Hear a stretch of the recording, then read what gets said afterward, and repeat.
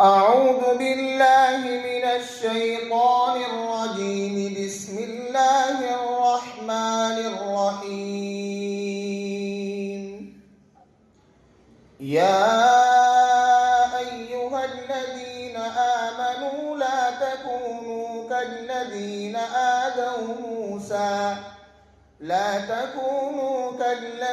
آذوا موسى فبرأه الله مما قالوا وكان عند الله وجيها. يا أيها الذين آمنوا اتقوا الله وقولوا قولا سديدا يصلح لكم أعمالكم ويغفر لكم ذنوبكم، ومن يطع الله ورسوله فقد فاز فوزا عظيما. إنا عرضنا الأمانة على السماوات والأرض والجبال